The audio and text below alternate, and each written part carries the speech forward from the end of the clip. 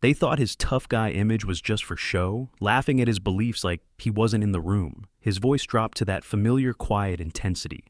Words of wisdom silencing the entire studio. A smug late-night host thought he could ridicule Sylvester Stallone for easy laughs, but his calculated mockery was about to backfire in the most spectacular way. What the audience witnessed that night left the entire studio in stunned silence, and by the morning, the clip had gone viral for all the wrong reasons. The studio of After Hours with Marcus Chen buzzed with pre-show energy, sleek and modern, with its trademark cobalt blue lighting casting dramatic shadows across polished surfaces. The air hummed with anticipation. Crew members moved purposefully, making last-minute adjustments, whispering into headsets as the audience settled into their seats, smartphones ready to capture anything shareable. The crowd was the usual mix: media professionals, young urbanites, tourists lucky enough to score tickets. They sipped complimentary cocktails, chatted excitedly about the evening's lineup. They'd come to see blood in the water. Marcus Chen had built his brand on mockery. His viral takedowns of celebrities, politicians, and anyone deemed out of step with the times had earned him millions of views, a coveted time slot, and a reputation as the voice of a new generation. Tonight was supposed to be no different.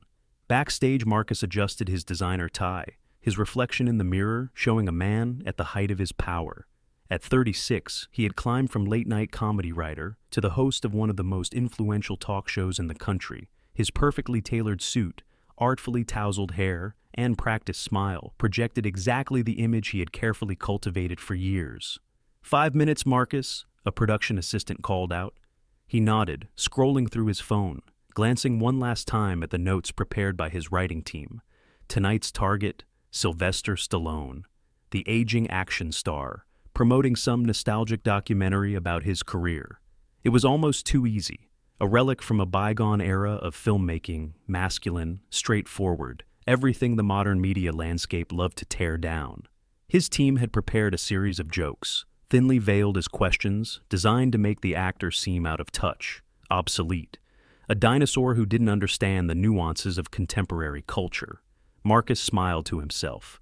This would be shooting fish in a barrel. "He's here," another assistant said, peeking into the dressing room. "In good spirits?" "Seems that way. Very polite to everyone." Marcus scoffed. "Let's see how long that lasts." Down the hall, in a simpler dressing room, Sylvester Stallone sat quietly, reviewing the talking points his publicist had prepared. At 76, his face carried the map of his years, creases earned through decades under the spotlight. His hands, once known for throwing punches on screen, now moved with the measured patience of a man who had seen it all and had nothing left to prove. Unlike the host, Stallone wore no mask of performance. His suit was expensive but understated. His presence carried the weight of someone who had built himself from nothing, fallen, risen, and fallen again. He had come here not out of desperation for relevance, but as a favor to the studio, promoting a documentary that explored not just his films, but the culture that had shaped them, and that they, in turn, had helped shape. A knock at the door broke his concentration. "Mr. Stallone, we're ready for you." He nodded, standing with the slight stiffness of age, but still moving with purpose. "Thank you," he said to the young assistant, who looked surprised at his genuine tone. "Is it always this cold in here?" he asked with a smile. "The studio? Yeah, Mr. Chen likes it that way. Keeps everyone alert, he says." Stallone nodded. "Smart man." As the assistant led him toward the stage, Stallone could hear the band playing, feel the energy of the crowd. After decades in entertainment, he could sense the atmosphere of a room before even entering it. This one felt charged, hungry, not for conversation, but for conflict. He'd been around long enough to recognize when he was walking into an ambush. The applause hit like a wave as he entered, camera lights blinding, the crowd on their feet, not necessarily out of respect, but because that's what the applause sign commanded. Marcus Chen approached with an exaggerated smile, hand extended. "The legendary Sylvester Stallone, ladies and gentlemen." His voice carried the practiced enthusiasm of someone who had mastered the art of sounding sincere while feeling anything but. Stallone shook his hand firmly, noting the way the host's grip was limp, performative, the handshake of someone who had never had to prove himself through action. They took their seats, Chen behind his desk, a position of power, Stallone in the guest chair, slightly lower, slightly less comfortable, designed that way on purpose. So, Chen began, leaning forward with exaggerated interest. Rocky, Rambo, countless action films, you've had quite the career. Stallone nodded. Been fortunate, yeah. Fortunate, Chen repeated, a smirk playing at his lips. That's one way to put it. I mean, who would have thought that a guy with, let's call it a distinctive way of speaking, would become one of Hollywood's biggest stars? A murmur rippled through the audience.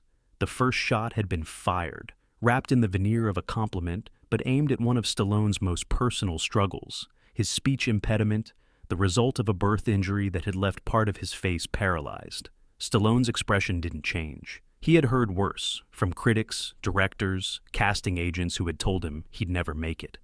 Sometimes our biggest obstacles become our most recognizable traits, he responded evenly. Chen nodded, disappointed by the measured response. Well, speaking of recognizable traits, we've put together a little montage of your, let's call them dramatic moments. The screen behind them lit up with a series of clips, carefully selected to look as dated and exaggerated as possible. Stallone screaming in combat, delivering emotional monologues, all taken out of context, edited to seem over the top, ridiculous. The audience laughed, exactly as planned. Chen turned back, grinning. I mean, wow, they really don't make movies like that anymore, do they? His tone making it clear what he thought of that fact. Stallone watched the clips with an unreadable expression, then looked at Chen with a small smile. No, they really don't. Chen leaned in, sensing vulnerability. Do you ever watch those scenes back and think, maybe I could have dialed it back a bit? More laughter, encouraging him. I mean, there's acting, and then there's acting, right? He exaggerated the word, mimicking intensity. Stallone tilted his head slightly, studying the host with the same calm focus that had gotten him through decades of interviews, criticism, and attempts to make him the butt of the joke. You know, he said finally, when you're telling a story about a fighter who came from nothing, who's putting everything on the line, holding back doesn't feel honest. Chen smirked, preparing his next jab. Speaking of honesty, he said, glancing at his notes, your movies, especially the early ones, they presented a pretty specific kind of masculinity, right? Lots of fighting, few words, solving problems with fists. He paused for effect.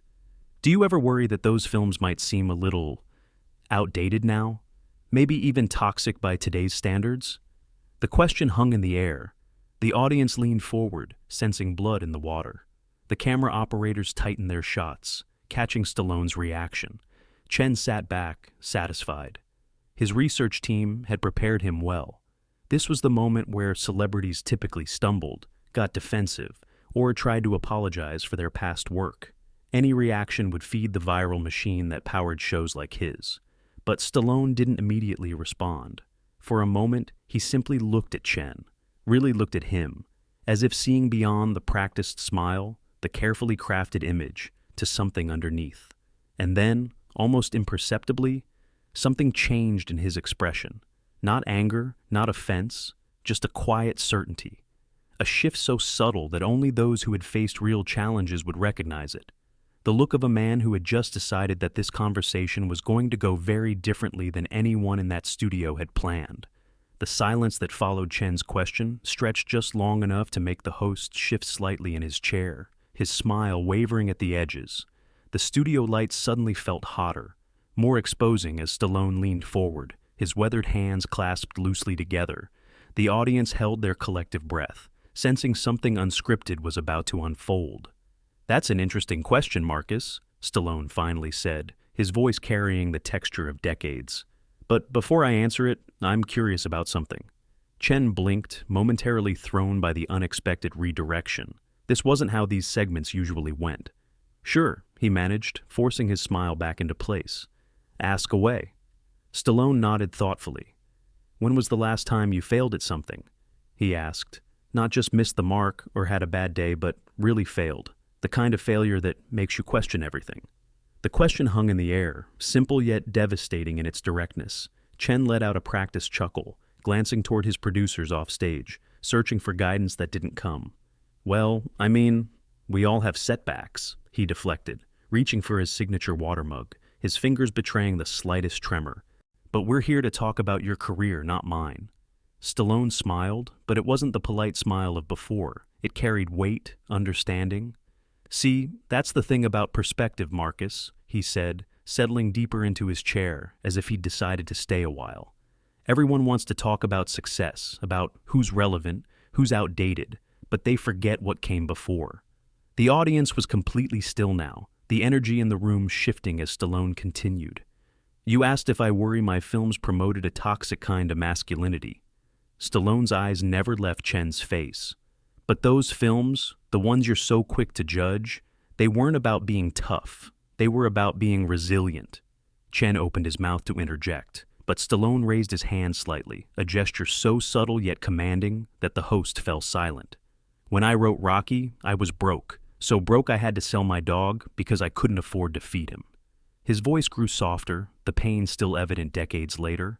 "I lived in a room the size of your bathroom, was told by every studio in town that I'd never make it as an actor, that my face didn't work, that my voice was wrong, that I should find another dream."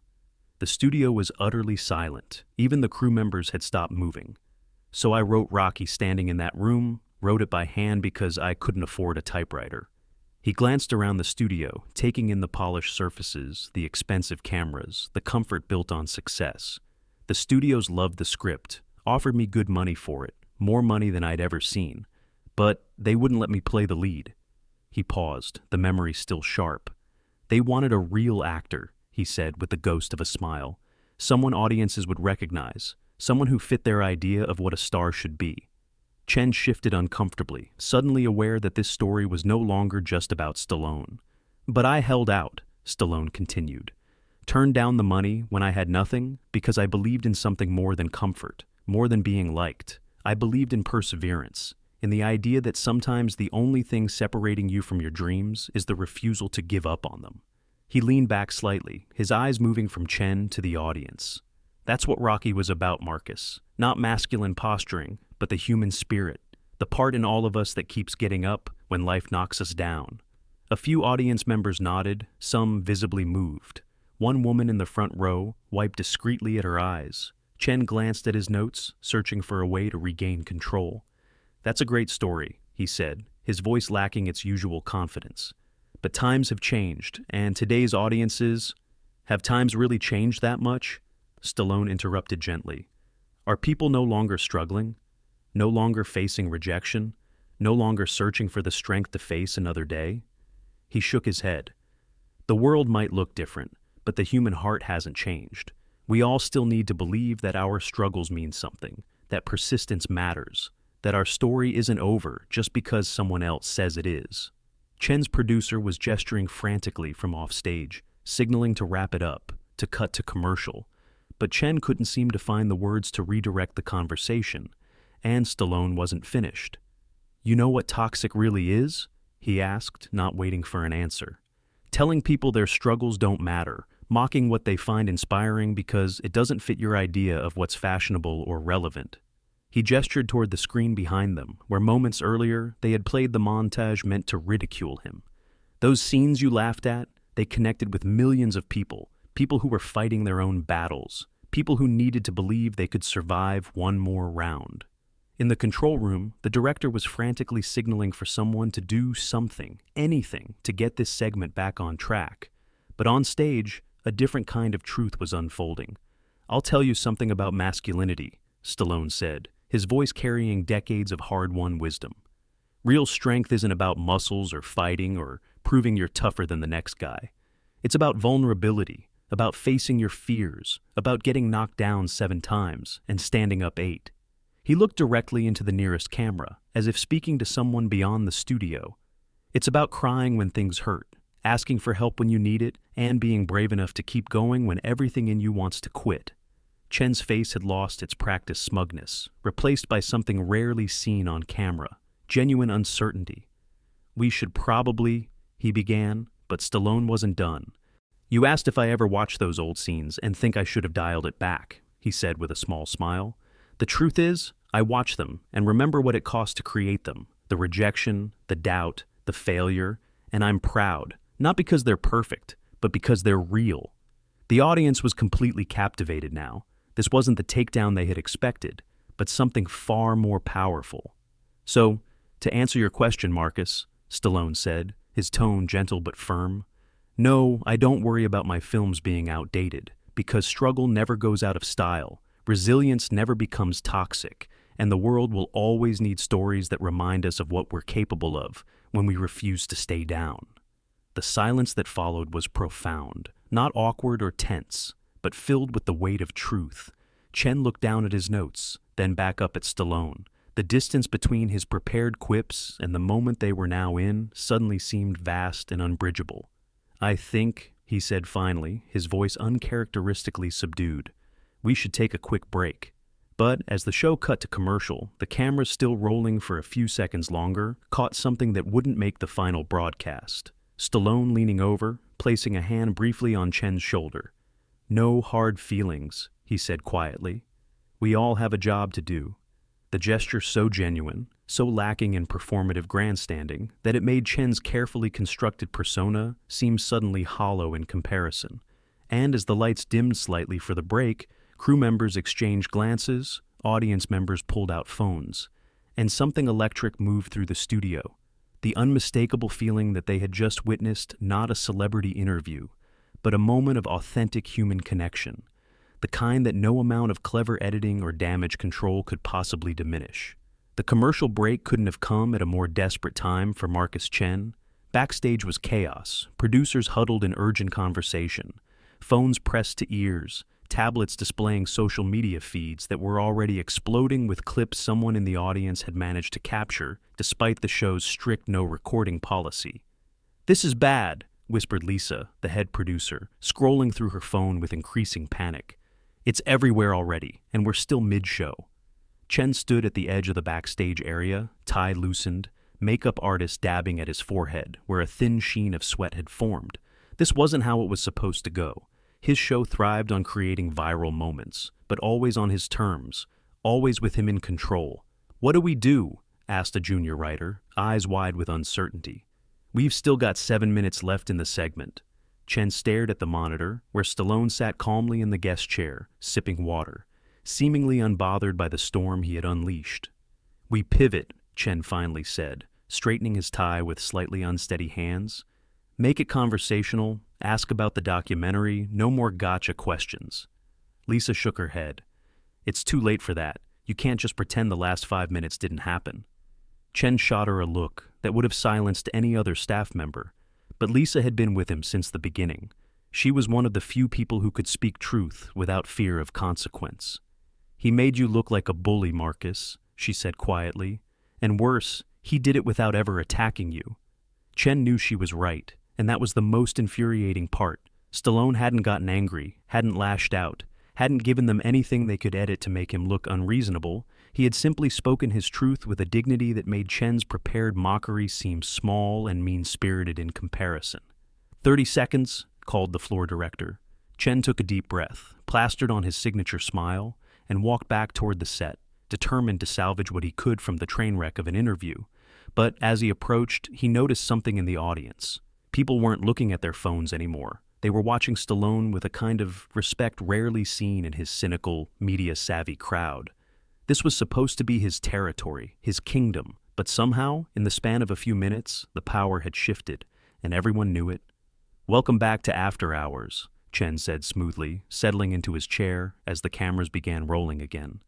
"We're here with Sylvester Stallone discussing his remarkable career and his new documentary, Undisputed: The Stallone Story." He turned to Stallone, his tone noticeably warmer than before. "You know, you were telling us about the early days, writing Rocky when you had nothing." He paused, attempting to bridge the gap between the mockery of earlier and something resembling genuine conversation. That's actually incredible, to maintain that kind of belief in yourself when everyone's telling you no." Stallone nodded, recognizing the shift, appreciating the effort, even if it came late. "You know what I've learned, Marcus?" he said, his voice carrying the same warmth as before. "Every single person in this room has their own Rocky story." He gestured to the audience. "Everyone here has faced something that tested them, pushed them to their limits, made them question if they could go on. the camera panned across the audience, capturing faces that reflected recognition, silent acknowledgement of shared humanity. "The difference isn't whether we struggle," Stallone continued. "It's whether we're honest about it." He looked at Chen directly, not with challenge, but with understanding. "In my time, we put our battles on screen, made them physical, visible, maybe sometimes too loud." He smiled, acknowledging the critiques with good humor. "But they were honest, they were human, and that's what connected with people." Chen found himself nodding, not because it was expected, but because something in Stallone's words had pierced through his professional armor. "So, the documentary," he said, genuinely curious now, "it explores that journey?" "It does," Stallone confirmed. "But it's not just my story. It's about an era in filmmaking where we were trying to make sense of what it meant to be human, to be vulnerable, to fail and get back up." He leaned forward, engaged now. "The documentary talks about how those films helped people through difficult times. Veterans coming home from war, kids growing up in tough neighborhoods, people fighting addiction or illness." He shook his head, still humbled by the impact. "I still get letters, Marcus, 40 years later, from people who say those characters gave them strength when they had none, hope when they'd lost it, a reason to keep fighting when it seemed pointless." The audience was completely still, absorbing his words, the cynicism that typically filled the studio replaced by something unexpected, genuine emotion. "There's this one story in the documentary," Stallone continued, "about a young man in Detroit who watched Rocky while recovering from cancer. He told me he would play the training montage before his chemotherapy sessions to give him strength to face another round." His voice softened. "He beat it, the cancer, and years later became a doctor, treating kids with the same disease because he wanted to be their Adrian, the voice telling them they could win." Chen was silent for a moment, not because he was searching for a joke or planning his next question, but because he was genuinely moved. That's powerful," he said finally, the practiced facade dropping away, revealing something more authentic beneath. "Do you think that kind of storytelling still has a place today?" It was a real question, not a setup for mockery, and Stallone recognized the shift. "I think it's needed now more than ever," he replied. "We live in a world where people are more connected yet more isolated, where we share our highlight reels but hide our struggles." He gestured toward the cameras, the lights, the glossy production surrounding them. "We've gotten so good at performing, we've forgotten how to be real." Chen felt the words land, uncomfortably close to home. "So, what would you say to filmmakers today?" he asked, "about creating stories that connect the way yours did?" Stallone considered the question, not rushing to answer. "I'd say remember, the human heart doesn't change, even when everything around it does." He looked out at the audience. "People still need to believe they matter, that their struggles have purpose, that a better tomorrow is possible if they can just hold on through today." He turned back to Chen. "And I'd say, don't be afraid to be vulnerable, to show the scars, to admit the failures, because that's where the real connection happens." Chen nodded, a genuine recognition passing between them for the first time since the interview began. "We're almost out of time," he said, glancing at the clock. "But I have to ask, if you could go back, talk to that younger version of yourself, selling his dog, living in that small room, what would you tell him?" It wasn't a question from his prepared list, but one that rose naturally from the conversation. Stallone smiled, appreciating its authenticity. "I'd tell him that the rejection isn't personal, even when it feels that way." He paused, considering. "I'd tell him that the world doesn't owe him success, but it can't stop him from earning it either." His voice grew softer, more reflective. "And I'd tell him that someday, the struggles that seem like obstacles will become the most important parts of his story, the parts that connect him to others, the parts that make whatever success comes mean something beyond money or fame." He looked directly at Chen.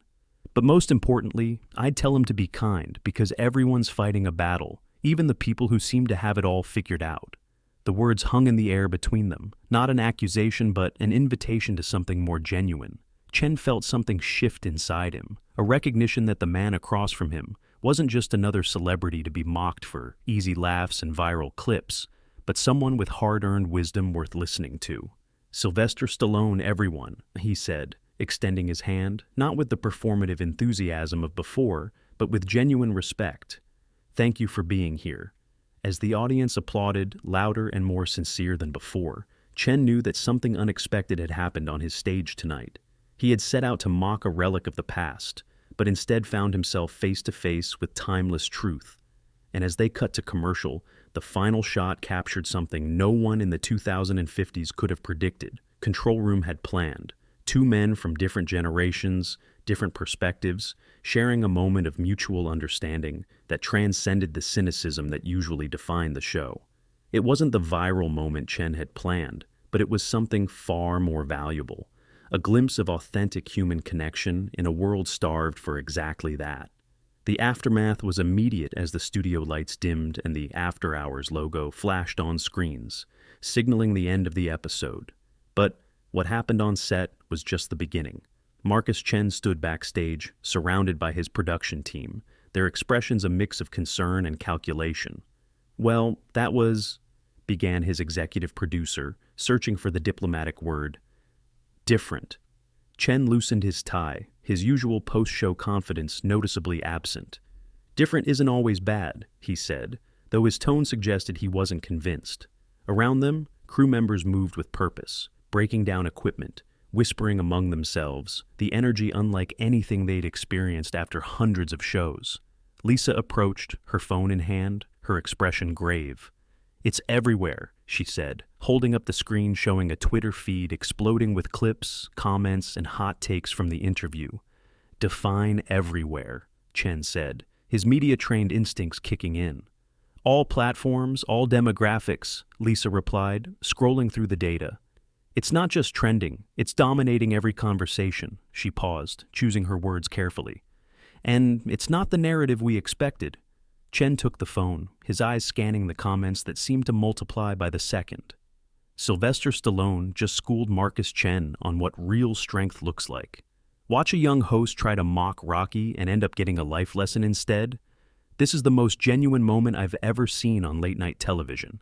His stomach tightened. This wasn't the first time a segment had gone viral, but it was the first time he wasn't in control of the narrative. Down the hall, in a much quieter dressing room, Sylvester Stallone sat alone. No entourage, no publicist hovering nearby.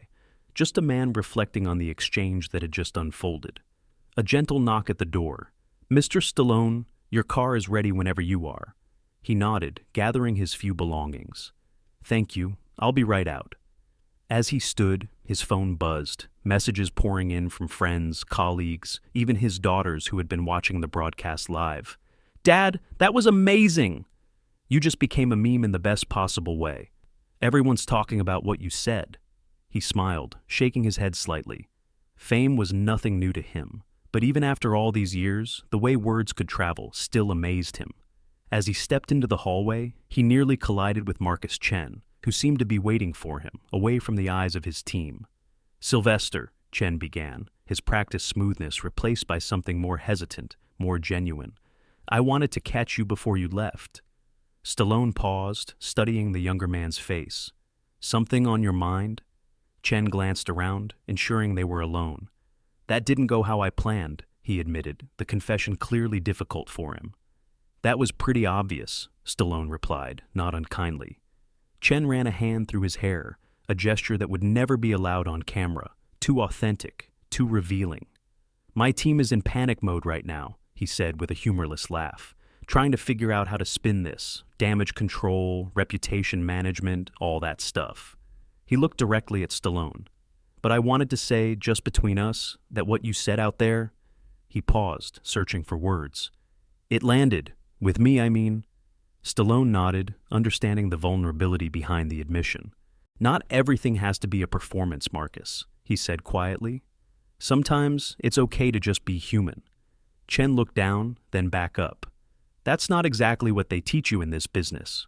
"No," Stallone agreed, "but it might be what people are hungry for, even if they don't know it yet." For a moment, they stood in silence, two men from different generations, different approaches to fame, finding unexpected common ground. "Anyway," Chen finally said, extending his hand, "thank you for not holding back, but also for not tearing me down when you had every right to." Stallone shook his hand. This time, Chen's grip was firmer, more sincere. "Take care of yourself, Marcus," Stallone said as he turned to leave. "And maybe go fail at something occasionally. It builds character." With a final nod, he walked away, leaving Chen standing alone in the hallway with much to think about. Across the city, in apartments and bars, in homes and on phones, the conversation was just beginning. Clips from the interview played on repeat, each viewing revealing new details, new reactions, new meanings. Comment sections filled with stories, people sharing their own moments of failure, their own rocky moments when they'd been knocked down only to rise again. I watched Rocky with my dad when I was going through my parents' divorce. It got me through. Stallone's speech about resilience made me cry. I needed to hear that today. I used to think those movies were just about fighting. Now I understand they were always about something deeper. The conversation transcended politics, generations, backgrounds, touching something universal, something human. By morning, the major news outlets had picked it up. Analysts dissecting the exchange, cultural critics weighing in on why it had resonated so deeply. What we witnessed wasn't just a celebrity interview gone wrong, wrote one prominent commentator. It was a masterclass in authentic communication in a world drowning in performance. In the after-hours production office, the team gathered for an emergency meeting, viewing numbers projected on the wall, engagement metrics higher than they'd ever seen. "The numbers are incredible," said one executive, "but the reactions are mixed. Some people think we set Stallone up deliberately to create this moment." Chen, sitting at the head of the table, hadn't slept much, the conversation with Stallone playing on repeat in his mind. "And others?" he asked, though he already knew. "Others think you got exactly what you deserved," Lisa said bluntly, "that you went after someone genuine with cynical intentions, and he responded with wisdom instead of anger." The room fell silent, no one quite sure how to navigate this new territory. "So what do we do?" asked a junior producer. "Lean into it, try to minimize it, pretend it was all planned?" Chen looked around the table, at the team that had helped build his brand on clever takedowns and viral mockery. "What if," he said slowly, "we did something different?" Lisa raised an eyebrow. "Different how?" Chen leaned forward. "What if we were honest? What if instead of spinning this, or trying to turn it into something it's not, we just acknowledge what happened?" The suggestion was met with stunned silence. In the world of carefully managed media, genuine vulnerability was almost unheard of. "You want to admit that Stallone changed the narrative?" one executive asked, disbelief in his voice. "That's career suicide." Chen shook his head. "I think it might be the opposite." He pulled out his phone, scrolling through the thousands of comments that had come in overnight. "Look at what people are saying. They're not just talking about who won or lost. They're sharing how it made them feel, how it connected to their own lives." He set the phone down. "Maybe that's what we've been missing." Across town, Stallone was having breakfast with his wife when his agent called. "Have you seen the numbers?" the agent asked, excitement evident in his voice. "The documentary pre-orders have tripled overnight. Interview requests are pouring in, and there's talk of a streaming series based on the stories you mentioned about how your films impacted real people." Stallone smiled, squeezing his wife's hand. "That's nice," he said simply. "But that's not why I said what I said." His agent laughed. I know, but the impact is real. People are connecting with you in a way we haven't seen in years." After hanging up, Stallone's wife looked at him. "You knew, didn't you?" she asked, "that he was setting you up?" Stallone shrugged. "I've been in this business a long time. You develop a sense for these things." "So, why did you go on the show at all?" He considered her question, taking a sip of his coffee. "Because sometimes the most important conversations happen in the most unlikely places." He glanced at his phone, where messages continued to arrive from old friends, colleagues, and strangers touched by his words. And sometimes, what looks like an attack is really an opportunity to share something true. Back at after hours, Chen sat alone in his office, contemplating the decision he was about to make. The carefully crafted image he'd spent years building was at a crossroads. He could double down on the persona that had made him famous, or he could take a risk on something new, something more authentic. As he pondered, his gaze fell on a frame poster on his wall, a relic from his college days. Rocky Balboa, arms raised in triumph, a reminder of a time before cynicism had become his brand, before mockery had become his currency. With sudden clarity, he pulled out his phone and began to type, A message not filtered through publicists or crafted by his writing team, just his own words, honest and direct. Last night didn't go as planned, but maybe it went exactly as needed. Thank you at the Sly Stallone for reminding me why I got into this business in the first place. To connect, not just to perform. Sometimes the most valuable lessons come from unexpected teachers. His finger hovered over the post button, anxiety mingling with a strange sense of freedom. Then he pressed it, launching his words into the digital world, where they would be scrutinized, analyzed, perhaps even mocked. But for the first time in years, they would be genuinely his. Marcus Chen's tweet sent shockwaves through the media landscape, not for its controversy, but for its unexpected authenticity. Within minutes, it had been shared thousands of times, screenshotted on Instagram, discussed on rival networks, and dissected by cultural commentators who had built their brands on the same cynicism that had defined his show. Is this a strategic move? Questioned a media analyst on a morning show. Or are we witnessing a genuine moment of self-reflection from someone who's made his career on mockery? The debate raged across platforms, some dismissing it as calculated damage control, others suggesting it was the first genuine thing Chen had ever posted. But amid the speculation, something unexpected was happening. People were sharing their own stories of moments that had changed their perspective, of times when they had approached something with cynicism, only to discover wisdom instead. Lessons from the unexpected. Teachers began trending, the conversation expanding beyond just one interview, just one moment, to something more universal. But within the industry, the reaction was more complex. Network executives watched with concern, as one of their most reliable hitmakers seemed to be questioning the very formula that had made him successful. Talent agents whispered about brand dilution. Producers wondered if Chen was having some kind of breakdown, because in the ecosystem of entertainment, authenticity was often viewed with suspicion, seen as unpredictable, uncontrollable, dangerous. Chen knew this all too well as he sat in his apartment, away from the cameras, away from his team, scrolling through the reactions to his moment of honesty. His phone hadn't stopped buzzing, texts from colleagues, calls from his agent, even a message from the network president requesting an urgent conversation about brand alignment. He ignored them all. For the first time in years, he allowed himself the luxury of genuine reflection. The conversation with Stallone had struck something deep within him, something he had buried beneath layers of performative cynicism and carefully constructed takedowns. He thought about his early days, before the fame, before the show, when he had dreamed of being not just entertaining, but meaningful. Somewhere along the way, those dreams had been replaced by ratings and viral clips, by the intoxicating power of being feared rather than respected. His phone buzzed again, this time with a text from Lisa. Network meeting, tomorrow at 9. They're concerned about messaging consistency. You should be prepared. Chen set the phone down, gazing out his window at the city beyond. Bright lights and billboards, all selling something, all performing, all competing for attention. He wondered, not for the first time, what it would be like to simply be real. Across town, in a hotel suite, Sylvester Stallone was preparing to leave, his brief promotional tour now extended by unexpected demand. His publicist, a young woman who had grown up with his films, was reviewing the updated schedule. Good Morning America wants you tomorrow, The View the day after, and there are podcast requests from people who never cover traditional media. She looked up from her tablet, eyebrows raised in slight disbelief. People are calling this a cultural moment beyond just entertainment.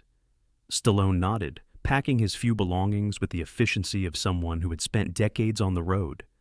And what do you think? He asked, genuinely curious about her. Perspective. She hesitated, the professional boundary momentarily blurred by his interest. Honestly, I think people are hungry for authenticity, even if they don't know it. She set down her tablet. We spend so much time curating our lives, performing for audiences, that we forget what it's like to just be human with each other. Stallone smiled, recognizing his own words reflected back at him. And Chen's tweet? He asked. His team didn't write that, she said confidently. That came from him, and now he's in for a reckoning. How so? Because once you show people who you really are, they won't accept the performance anymore. Stallone considered her words, zipping his bag closed. Sometimes, he said finally, that's exactly what we need. Someone to call our bluff, to challenge us to be more than our carefully constructed image. He glanced at his phone, where a notification showed yet another article about the interview. I just hope he's ready for what comes next, because authenticity, it comes with a price. The following morning, Chen arrived at the network offices earlier than usual, the building quieter, fewer eyes watching his arrival. He made his way to the executive floor, where decisions about his future would soon be made. The conference room was already occupied, network executives in expensive suits, publicity teams with concerned expressions, and in the center of it all, a large screen displaying social media metrics, viewing numbers, and demographic breakdowns. Marcus, the network president, greeted him with practiced warmth that didn't reach his eyes. Thanks for coming in. We've been analyzing the situation from last night. Chen took a seat, noticing how everyone watched him with slightly different eyes than before, as if trying to determine if he was still the same reliable asset or if something had fundamentally changed. The numbers are extraordinary, began the head of analytics, clicking through slides of engagement metrics, highest viewership in the show's history, unprecedented social sharing, and significant audience expansion beyond our typical demographics. Murmurs of approval around the table, at least the business side was positive. However, interjected the publicity director, a woman known for her ruthless management of network messaging, there are concerns about brand consistency and audience expectations. She turned to Chen, her expression stern but measured. Your show has built a loyal following based on a specific tone and approach. This sudden shift is creating confusion. Chen looked around the table at the faces watching him, waiting for him to reassure them that he was still the same reliable commodity, that last night was an anomaly, that he would return to form, to the cynicism and mockery that had made them all money. What if the confusion is the point? He said finally, his voice quieter than usual, but somehow filling the room. The executives exchanged glances, uncertain how to respond to this unexpected direction. What do you mean? Asked the network president, carefully neutral. Chen leaned forward. What if what happened last night wasn't a mistake or a failure, but an opportunity? He gestured to the metrics on screen. People are responding to authenticity, to a real conversation between real people, not to manufactured confrontation. The room was silent, his words hanging in the air, challenging the very foundation of what they believed entertainment should be. Marcus, began the president, his tone now cautious, you've built an incredibly successful brand on a particular kind of entertainment. Are you suggesting you want to change that? The question carried implications beyond words. Change was risky, unpredictable, it threatened bottom lines and quarterly reports. But something in Chen had shifted, something fundamental that couldn't be walked back. I'm suggesting, he said carefully, that maybe the audience is ready for something more than what we've been giving them. He pulled out his phone, opening the messages he'd received from viewers, from strangers, people who had been moved by the unexpected moment of genuine connection. Listen to what they're saying, not about the spectacle, but about the substance. He began to read. I watched that interview with my teenage son, and for the first time, we had a real conversation about failure and resilience. As someone who struggled with depression, hearing Stallone talk about perseverance when everything seems hopeless was exactly what I needed today. I've watched your show for years, but last night was the first time it felt like something real was happening. He set the phone down, looking around at the executives who seemed suddenly uncomfortable, confronted by the actual human impact of what they produced. What if we tried something different? Not every night, not completely new, but moments of genuine conversation mixed with the entertainment? The room was silent, calculating risks, considering implications, weighing authenticity against predictability. Finally, the president spoke. This is unexpected, Marcus. He glanced at the publicity director, who looked less than convinced. We would need to think about how to position this shift, how to maintain audience loyalty while exploring this new direction. It wasn't a yes, but it wasn't a no either, and in the world of network television, that was something close to possibility. As the meeting continued, strategies discussed, concerns raised, Chen felt something he hadn't experienced in a very long time, the excitement of creating something real, something that mattered beyond ratings and viral clips. Across the country, as media outlets continued to analyze the unexpected exchange, as social media users shared their own stories of resilience and authenticity, as viewers rewatched the moment when performance gave way to genuine connection, something was shifting. Not just for one talk show host, not just for one aging action star, but in the cultural conversation itself.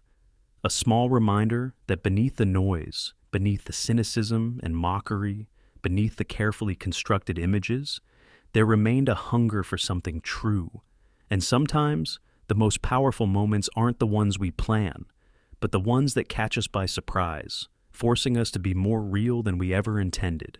The days that followed seemed to exist in some strange limbo between the world as it had been and something new still taking shape.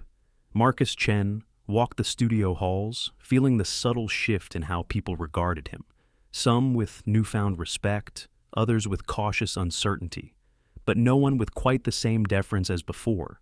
The writer's room had transformed as well, initially stunned into uncomfortable silence by his suggestion that they explore a different approach to the show. "So we're just not doing takedowns anymore?" asked one writer, a young man who had built his comedy career on caustic humor. "That's not what I'm saying," Chen clarified, leaning against the conference table. "I'm saying we add another dimension, create space for genuine moments alongside the entertainment." He looked around at the skeptical faces.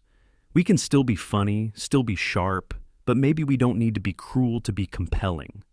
The head writer sighed, running a hand through his hair. "You realize you're asking us to rewrite our entire creative approach based on one interview that went sideways." Chen shook his head. "Not sideways. Different." He pulled up the viewership numbers on his tablet, sliding it across the table. And clearly, it resonated. Outside the studio, in the broader media landscape, the conversation had evolved beyond a simple viral moment. Think pieces analyzed what they called the Stallone effect, the unexpected impact when authenticity breaks through the carefully constructed facade of the modern media. "What we witnessed wasn't just an interview gone off script," wrote one cultural critic, "but a rare glimpse of what happens when the performance falls away and genuine human connection takes its place." Others were more cynical, suggesting it was all an elaborate publicity stunt, a calculated move to generate buzz for Stallone's documentary and revitalize Chen's ratings. The truth, as always, was somewhere in between. But what couldn't be denied was that something had touched a nerve, had sparked a conversation that extended far beyond entertainment. 3 weeks after the interview, Chen stood backstage at his show, nervous in a way he hadn't been for years. Tonight would be different, a deliberate attempt to build on what had happened that night with Stallone, not to recreate it, but to honor the unexpected lesson it had taught him. 2 minutes, called the floor director, as Chen straightened his tie, a gesture more about composure than appearance. Lisa approached, clipboard in hand, expression unreadable. "Nervous?" she asked, though she already knew the answer. Chen nodded, no point in pretending. "It's been a long time since I felt like I had something to lose." She smiled, a rare moment of warmth. "Good. That means it matters." The revised format wasn't revolutionary. The opening monologue was still sharp, still funny, still topical, but stripped of its most cynical edges. The interview segment now longer, designed to allow for actual conversation rather than just setup and punchline. And tonight's guest was a deliberate choice. Not a celebrity promoting their latest project, but Dr. Sarah Parker, a psychologist who had written about vulnerability and authenticity in an increasingly performative culture. As Chen walked onto the set, the audience applauded, their energy slightly different, expectant, curious, sensing that something had shifted in the show they had come to know. "Good evening," Chen began, his voice steady despite the flutter in his chest. "A few weeks ago, something unexpected happened right here on this stage." A ripple of recognition moved through the audience. They knew exactly what he was referring to. "I had a plan for how that interview would go, a narrative I wanted to create, but sometimes life has other ideas." He paused, allowing the weight of the moment to settle in the room. "Tonight, we're trying something a little different, not abandoning what this show has always been, but perhaps expanding what it could be." Across town, in a comfortable living room, Sylvester Stallone sat beside his wife, watching the broadcast with curious interest, having received a courtesy call from Chen, earlier letting him know what was planned. "He's taking a risk," Stallone's wife observed as they watched Chen introduce the concept for the evening's show. A necessary one, Stallone replied, his expression thoughtful. In this business, the most dangerous thing isn't failure, it's comfort, getting so secure in what works that you stop growing. Back on set, Chen welcomed Dr. Parker, a woman in her 50s with an unassuming presence but clear intelligence in her eyes.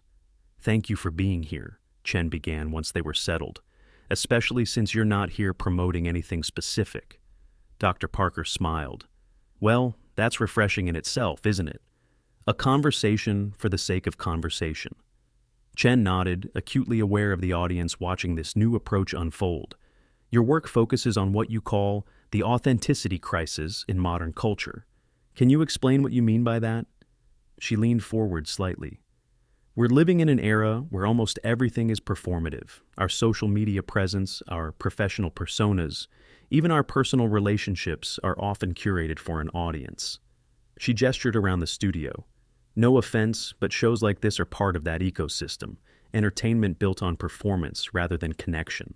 In the past, Chen might have deflected with a joke or a clever retort, maintaining his performative armor, but tonight was about something different. No offense taken, he said, because you're right, and I've been thinking about that a lot lately. The audience grew quieter, sensing that something genuine was happening. I've built my career on a particular kind of performance, clever, cynical, always in control, but recently I had an experience that made me question if that's all there is, if that's all we can offer. Dr. Parker studied him, professional curiosity in her gaze. You're referring to your interview with Sylvester Stallone that went viral. Chen nodded. It was supposed to be another takedown, another viral moment at someone else's expense, but it became something else entirely. He looked out at the audience, then back at his guest. And the response to that moment has been unlike anything I've experienced. Dr. Parker smiled. Because people recognized truth when they saw it, even if they didn't expect to find it here. For the next 20 minutes, they discussed the hunger for authenticity in a world of careful curation, the fear that keeps people performing rather than connecting, the way social media had both connected and isolated people. It wasn't the usual late-night fare. There were moments of humor, but also moments of genuine reflection. The audience engaged in a way that felt substantively different from their usual role as consumers of spectacle. In living rooms across the country, viewers watched with varying reactions, some disappointed by the lack of sharp humor, others refreshingly engaged by the change, and some simply curious about whether this new approach would last beyond a single episode. In the control room, network executives watched with nervous attention, analyzing real-time metrics, social media response, audience engagement, prepared to declare it either a bold new direction or a failed experiment. But what they couldn't measure, what no algorithm could capture, was the quiet impact of genuine conversation in a medium that had long prioritized performance over substance. As the segment drew to a close, Chen thanked Dr. Parker for her insights, then turned to address the audience directly. This is an experiment, he admitted, with a candor unusual for television. And I don't know exactly where it's going, but I do know that what happened here a few weeks ago made me question whether I've been using this platform in the best possible way. He gestured around the studio, at the cameras, the lights, the audience. We have your attention every night, but attention without connection is just noise. And maybe, just maybe, we could be something more. As the show cut to commercial, the audience applauded, not with the raucous energy of before, but with something more thoughtful, more genuine. Backstage, Lisa waited, her expression unreadable. Well, Chen asked as he approached. How bad was it? She glanced down at her tablet, where analytics continued to update in real time. Engagement is strong, social media response is mixed but substantial, and the network hasn't called to fire you yet. She looked up, the hint of a smile playing at her lips. So, I'd say it could have gone worse. Chen exhaled, the tension he'd been carrying for weeks not quite dissipating, but shifting into something else, something that felt oddly like purpose. It's just one show, he said, tempering his own expectations. One experiment. Lisa nodded. But it's a start. The weeks that followed brought with them the kind of scrutiny that only comes when someone disrupts the comfortable patterns of expectation. Marcus Chen's show became a topic of debate in industry circles and beyond. some calling it a bold reinvention, others dismissing it as a mid-career crisis dressed up as enlightenment. But what couldn't be ignored were the numbers.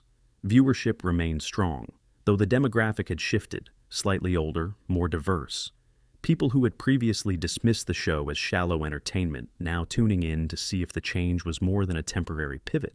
The network, initially cautious, had moved from skepticism to careful optimism as advertising revenue held steady and social media engagement, though different in tone, continued to exceed projections. "It's working," Lisa reported during their weekly strategy meeting, her tablet displaying complex analytics that somehow translated human connection into measurable metrics. Not in the way we're used to, not viral clips of celebrity takedowns, but sustained engagement, meaningful conversations, people actually discussing the content beyond just sharing it. Chen nodded, still adjusting to this new terrain where success wasn't measured in moments of mockery gone viral, but in the lasting impact of genuine exchange. "And the network?" he asked, knowing that tolerance for experimentation lasted only as long as the profit margins. "Cautiously supportive," she replied with the diplomatic language of someone navigating corporate politics. "They're calling it brand evolution rather than brand disruption now, which is executive speak for 'we won't stop you yet.'" Chen smiled, recognizing the small victory in that carefully worded approval. And the writers, the staff. This was perhaps the more complex adjustment. A team built for one purpose now asked to serve another without losing their identity entirely. "Mixed," Lisa admitted. "Some are embracing the change, finding it creatively refreshing. Others are struggling, especially with the balance between entertainment and authenticity." She hesitated, then added, "It's not easy to unlearn habits that have been rewarded for years." Chen understood this better than most. Each night on stage, he felt the pull of old patterns, the easy laugh that came from mockery, the comfortable distance that performance provided. It would have been simpler to go back to what he knew, to what had made him successful. But something wouldn't let him. Perhaps the memory of Stallone's quiet dignity, or the unexpected freedom he had found in that moment of truth. Or maybe it was the letters that had begun arriving at the studio. Not the usual fan mail, but something more substantive. People sharing how the show's new direction had impacted them, sparked conversations, created moments of connection in a world that increasingly lacked them. Across the country, in a quiet California home, Sylvester Stallone received his own share of unexpected correspondence. The documentary that had brought him to Chin's show in the first place had found a larger audience than anticipated, resonating beyond film buffs and nostalgic fans to a broader audience hungry for stories of resilience and authentic struggle. But more surprising were the personal messages from people who had seen the interview, who had found in his words something that spoke to their own battles. "I watched your films growing up," wrote one Iraq War veteran. "But it wasn't until I heard you speak about what those stories really meant that I understood why they stayed with me through my darkest times." Stallone read each letter, not with the practiced attachment of a celebrity accustomed to adoration, but with genuine appreciation for the human connection that had formed across time and space. "You've been getting a lot of these," his wife observed one morning as another stack of mail arrived. "More than usual," he agreed, "and different somehow." He picked up one envelope, the handwriting shaky, elderly. "They're not writing to Rocky or Rambo. They're writing to me, to the person behind the characters." His wife smiled, understanding the subtle but significant distinction. "Because you let them see that person on Chen's show, without the usual filter." Stallone nodded, thoughtful. It's strange how one unplanned moment can change so much. Back in New York, Chen was discovering the same truth as he prepared for the night's show, a special episode marking 1 month since the format change, the guest list deliberately eclectic, a renowned scientist, a teacher who had gone viral for her innovative classroom methods, and an actor promoting his latest film, but with a segment focused on his charity work with homeless youth. It wasn't revolutionary television, but it was intentional, blending entertainment with substance, humor with depth, performance with glimpses of authenticity. 5 minutes, called the floor. Executives and celebrities, but teachers, veterans, healthcare workers, ordinary people whose lives had been touched by stories of resilience and perseverance. They stood along the red carpet not seeking autographs or selfies, but holding signs with simple messages. "Rocky got me through chemo. Your stories helped me survive deployment. I got up because Balboa never stayed down. Testimonies to the power of storytelling that reaches beyond entertainment to touch something deeper. Sylvester Stallone moved along the carpet, stopping more often than celebrities typically do, listening to stories, shaking hands, the practiced performance of premiere night replaced by genuine connection. Near the entrance to the theater, a familiar face waited. Marcus Chen stood slightly apart from the crowd. No camera crew, no production team, just a man who had traveled across the country for what some might consider a competitor's success. But he knew better now, understood that authentic connection transcended the usual boundaries of professional rivalry. When Stallone reached him, they shook hands with the easy familiarity of men who had shared something significant. "You came," Stallone said, genuine appreciation in his voice. "Wouldn't have missed it," Chen replied. "Besides, I owe you one." Stallone smiled, shaking his head slightly. "You don't owe me anything. What happened that night, it was just truth finding its moment." They walked into the theater together, an unlikely pair, the aging action star and the reformed cynic, finding common ground in authenticity. As the lights dimmed and the documentary began, the audience witnessed not just the story of Stallone's career, but a deeper narrative about perseverance, about getting up when life knocks you down, about finding meaning in struggle. The themes that had resonated in that unplanned moment on Chen's stage now expanded into a broader exploration of why certain stories endure beyond their cultural moment. After the screening, a small reception gathered key figures, industry veterans alongside everyday people whose stories had been featured in the film, ordinary lives impacted by extraordinary resilience. Chen stood near the back of the room, observing the interactions when Stallone approached, two glasses in hand. "What did you think?" he asked, offering one to Chen. "It was honest," Chen replied after taking a thoughtful sip. "Not just about the successes, but the failures, the doubts, the times when it all seemed hopeless." Stallone nodded, appreciating the specific observation. "That's what people connect with, not the victories, but the struggles, not the strength, but the vulnerability beneath it." They stood in comfortable silence for a moment, watching the diverse crowd united by a shared appreciation for stories that acknowledged life's complexities. "Your show's doing well," Stallone noted. "The new format seems to be working." Chen smiled, still slightly amazed by the unexpected trajectory. "It's different," he admitted. "Harder in some ways, easier in others." He glanced around the room at the genuine connections forming between people from different worlds. "But it matters more, at least to me." Stallone understood, could see in the younger man's eyes the shift from performance to purpose. "You know," he said thoughtfully, "what happened that night on your show? It wasn't just about me setting you straight or you having some epiphany." Chen raised an eyebrow, curious. "No?" Stallone shook his head. "It was about something bigger, something we're all searching for. A moment when the masks come off, when we're just human with each other." He gestured toward the crowd. "Look around, all these people. They're not here for celebrity. They're here because they recognize something real in stories about struggling, failing, and getting back up again." Chen nodded, understanding the perspective that only time and experience could provide. "I used to think my job was to entertain, to create viral moments, to be clever at someone else's expense." He paused, reflecting on his own journey. "Now I realize it's about connection, using whatever platform we have to remind people they're not alone in whatever they're facing." Across the room, a young woman approached hesitantly, clearly gathering her courage. "Mr. Stallone, Mr. Chen, I don't mean to interrupt, but..." She held out a book, a well-worn copy of a biography about overcoming obstacles. "Your interview changed something for me, made me realize I'd been hiding behind cynicism because vulnerability felt too risky." She looked between them, earnest, slightly embarrassed, but determined. "I just wanted to say thank you for being real in an industry that rarely values authenticity."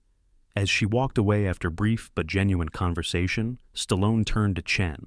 "See what I mean? That's the real power, not influence, not fame, but the ability to reach someone when they need it most." Chen nodded, a realization settling that had been forming for months. That night on my show, when everything went wrong, it was actually the first time something went truly right. As the evening wound down, guests departing with handshakes and embraces rather than the air kisses and empty promises typical of Hollywood gatherings, Chen and Stallone found themselves in the quiet of the emptying venue. "So what's next?" Chen asked. "After all this?" Stallone looked thoughtful. "I'm developing a series, not about fighting or action, but about second chances, people who thought their story was over, discovering it was just beginning." Chen smiled, recognizing the theme that had defined not just Stallone's career, but his life. "And you?" Stallone asked. "Where does the show go from here?" Chen considered the question, not with the calculated strategy of before, but with genuine reflection. "We're launching a segment called Unscripted, conversations with people who wouldn't normally have a platform but whose stories matter." He shrugged, still getting used to this new direction. "It's not revolutionary, but it's honest. And that feels like enough." Stallone nodded, understanding. Sometimes the most powerful change isn't about grand gestures, but small moments of truth that ripple outward. As they prepared to leave, a photographer approached, asking for one last picture. Not a posed professional shot, but something candid, capturing not just two figures in entertainment, but two men who had found unexpected common ground. Later, when the photo appeared in a small feature about the premiere, what struck most viewers wasn't the setting or the occasion, but the genuine moment it captured. Two men from different generations, different backgrounds, different perspectives, sharing something authentic in an industry built on illusion. 6 months after an interview that had gone viral for all the unexpected reasons, the ripples continued to spread. Chen's show had evolved into something neither pure entertainment nor serious journalism, but a bridge between them, a place where humor and depth coexisted, where celebrities could promote their projects but also share their genuine struggles, where audience members came not just to laugh, but to connect. And Stallone found himself not just celebrating past achievements, but mentoring younger filmmakers who sought to create work that spoke to human resilience in authentic ways. But perhaps the most significant change wasn't visible in ratings or reviews or box office numbers. It was in the countless living rooms where people watched with new eyes, in the quiet conversations that followed, in the small but meaningful shifts in how people viewed their own struggles, finding strength in shared vulnerability rather than polished perfection. Neither man had set out to create a cultural moment, to challenge the norms of entertainment, or to spark a conversation about authenticity in an increasingly performative world. They had simply had an honest exchange in an unexpected moment, but sometimes that's all it takes. One genuine interaction breaking through the practiced performance to remind us all of what it means to be human, with all the messiness, all the struggle, all the resilience that entails. And in a world increasingly defined by careful curation and constant performance, perhaps that was the most revolutionary act of all, simply being real when it would have been easier to stay safely behind the mask. If this story resonated with you, take a moment to consider where in your life you might create space for something more genuine, something more human, something that reminds us we're all just trying to find our way, getting knocked down and getting back up, facing our fears and finding our strength, not alone, but together. Director as Chen reviewed his notes one final time, not the usual setup and punchline, but thoughtful questions designed to elicit genuine conversation. A staff writer approached, one of the veterans who had been with the show since its earliest days. "Can I talk to you for a minute?" he asked, his expression unreadable. Chen nodded, slightly wary, knowing that not everyone on the team had embraced the show's new direction. "I've been thinking about leaving," the writer admitted, his voice low, confidential. "This new format, it's not really what I signed up for." Chen felt a twinge of regret, but not surprise. Change always came with casualties. "I understand," he said, and he did. "The show is evolving, and it's not going to be the right fit for everyone." The writer nodded, clearly having expected this response. "That's just it, though," he continued. "At first I hated it. Felt like we were betraying what made us special, the edge, the bite." He glanced toward the stage where preparations for the night's show continued. "But then something weird happened. I started watching the episodes back, really watching them, and I realized..." He paused, seemingly embarrassed by what he was about to admit. "They're actually better, not flashier or more viral, but better in a way that matters more." Chen hadn't expected this turn, had prepared himself for resignation, not revelation. "So you're staying?" The writer nodded. and I had an idea for a new segment, something that combines the humor we're known for with something more substantive. He quickly outlined the concept, a clever but compassionate take on how media shapes perception, challenging without cruelty, entertaining without exploitation.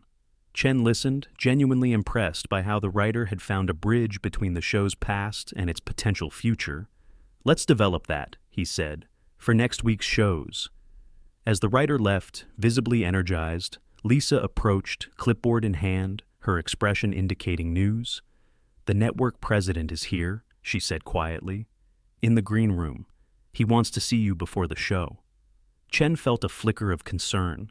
Executive visits rarely signaled good news, especially during this transitional period. Did he say why? Lisa shook her head. Just that it couldn't wait. Making his way to the green room, Chen tried to prepare himself for whatever might be coming. Perhaps ratings had finally slipped. Perhaps focus groups had rejected the show's new direction. Perhaps the experiment was over before it had really begun. But when he entered, he found the network president not with the stern expression he had anticipated, but reviewing the night's lineup with apparent interest. "Marcus," he said, looking up, "thanks for taking the time just before you go on." Chen nodded, waiting for whatever verdict had been reached in boardrooms he hadn't been invited to. "I'll get right to it," the president continued, setting down the schedule. "The network has been monitoring this new direction carefully, analyzing the metrics, the audience response, the overall impact on the brand." He paused, his expression giving nothing away. "And we've made a decision." Chen braced himself for the corporate language of failure, the return to core competencies, the strategic realignment that would effectively end what he had been building. "We want to expand it," the president said, his words taking a moment to register in Chen's mind. "Expand?" The president nodded. "A 1-hour format instead of 30 minutes, additional resources for field segments, and potentially a streaming companion series that goes deeper on select conversations." He leaned forward slightly, the gesture of someone sharing valuable inside information. "The advertisers love it, particularly the authenticity angle. It's resonating with demographics we've struggled to reach. And the social media engagement, while different from before, shows deeper connection with the content." Chen tried to process what he was hearing, had prepared so thoroughly for rejection that acceptance felt almost suspicious. "You're serious?" The president smiled. "Marcus, television is changing, social media is changing, the entire landscape of how people consume content is in flux." He gestured toward the stage beyond. "What you're doing here, it's tapping into something that people are hungry for, a different kind of engagement, a different kind of entertainment." As the president left, Chen stood, absorbing what had just happened. Not just approval, but expansion. Not just tolerance, but investment in this new vision. "1 minute to places," called the assistant, and Chen stepped onto the stage, into the lights, ready to build something he was only now beginning to truly understand. 6 months later, on a crisp autumn evening in Los Angeles, the premiere of Undisputed: The Stallone Story transformed a modest theater into a gathering that few could have predicted. Not just industry,